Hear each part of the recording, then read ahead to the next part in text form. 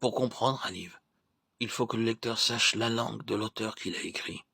Et dans certains cas, il faut encore qu'il soit animé du même esprit que l'auteur.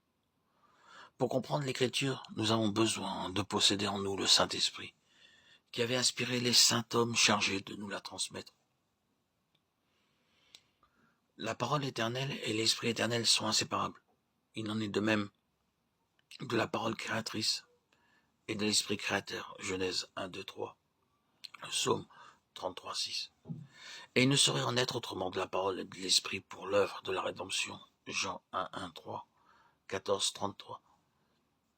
De même pour la parole écrite, les paroles que je vous dis sont esprit. De même encore pour les paroles des apôtres, 1 Thessaloniciens 1, 5.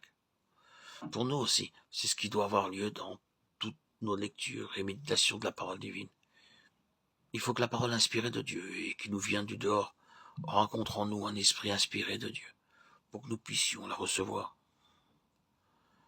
La parole de Dieu est une semence douée de vie latente qui demande un sol fertile pour se développer.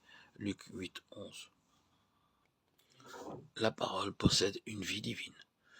Ne la recevez pas seulement par l'intelligence ou la volonté, mais qu'elle entre dans l'esprit nouveau où habite l'Esprit de Dieu. De plus en plus, je vois que l'intelligence et la force vivifiante de la parole dépendent d'une communion vivante avec Jésus.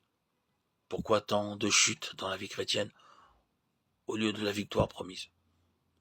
N'est-ce pas parce qu'on cherche la vérité en dehors de la vertu de l'esprit que Dieu me donne de croire ces deux vérités? La parole est remplie de l'esprit divin et de sa vertu. Elle peut agir de manière efficace.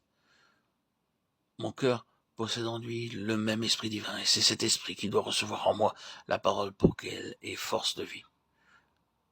C'est de la puissance de l'esprit que me vient la vie. Oh mon Dieu, je te remercie de ce que l'esprit demeure en moi. De nouveau, je te prie humblement de me faire réaliser sa présence, de me faire comprendre l'œuvre divine qu'il poursuit en moi.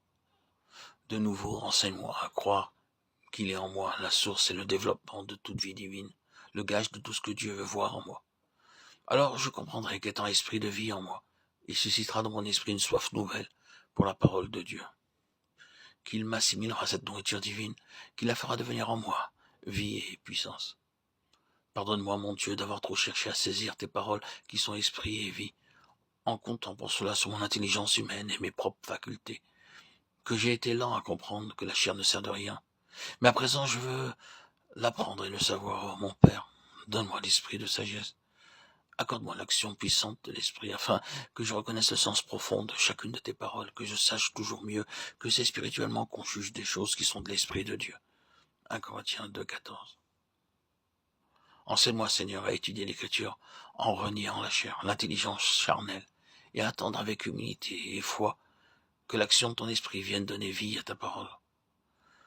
Que ce soit désormais en esprit et en vérité que j'étudie ta parole et que je lui obéisse, recevant ainsi force et vie de sa lecture. Amen.